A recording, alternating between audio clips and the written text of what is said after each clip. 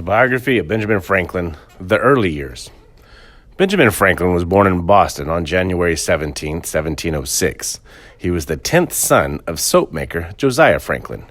Benjamin's mother was Abiah Folger, the second wife of Josiah. In all, Josiah would father 17 children.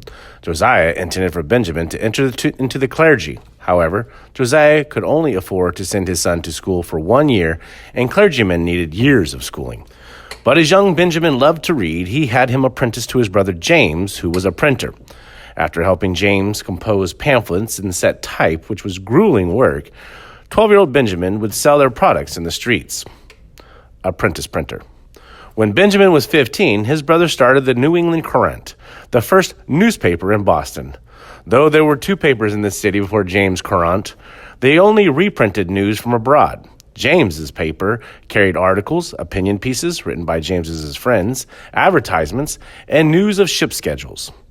Benjamin wanted to write for the paper too, but he knew that James would never let him.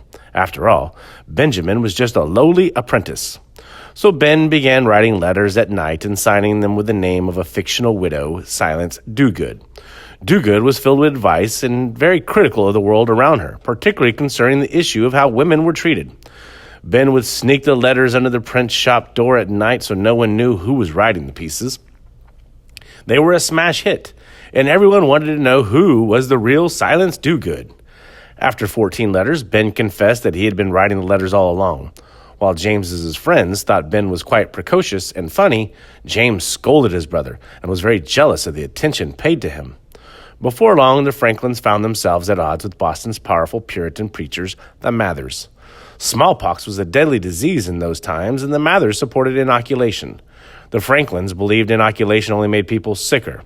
And while most Bostonians agreed with the Franklins, they did not like the way James made fun of the clergy during the debate. Ultimately, James was thrown in jail for his views, and Benjamin was left to run the paper for several issues. Upon release from jail, James was not grateful to Ben for keeping the paper going.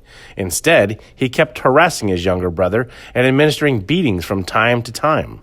Ben could not take it and decided to run away in 1723. Benjamin Franklin, the printer. After a couple of especially controversial stories in 1723, the Massachusetts legislature decided that the Courant had mocked religion and the government should be punished.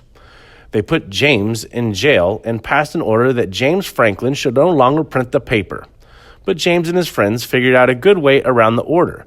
They published a paper under the name Benjamin Franklin, and suddenly Benjamin, at the age 17, was the publisher of the New England Courant. To make sure it looked legitimate, James officially ended Benjamin's apprenticeship, but he replaced it with a new secret apprenticeship agreement. While Benjamin liked being the publisher, he liked the idea of freedom better. Not freedom for the states yet, but freedom for himself. Officially, Benjamin no longer had to obey and work for James, his master. Benjamin guessed that James would not want to reveal the secret apprenticeship agreement, and so he took advantage of the situation. Benjamin ran away to make it on his own. Running away was illegal.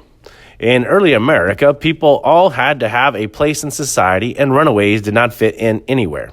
Regardless, Ben took a boat to New York where he hoped to find work as a printer. He didn't and walked across New Jersey, finally arriving in Philadelphia via a boat ride. After debarking, he used the last of his money to buy some rolls. He was wet, disheveled, and messy when his future wife, Deborah Reed, saw him on that day, October 6, 1723. She thought him odd-looking, never dreaming that 7 years later they would be married. Franklin found work as an apprentice printer. He did so well that the governor of Pennsylvania promised to set him up in business for himself if young Franklin would just go to London to buy fonts and printing equipment. Franklin did go to London, but the governor reneged on his promise, and Benjamin was forced to spend several months in England doing print work. Benjamin had been living with the Reed family before he had left for London. Deborah Reed, the very same girl who had seen young Benjamin arrive in Philadelphia, started talking marriage with the young printer. But Ben did not think he was ready. While he was gone, she married another man.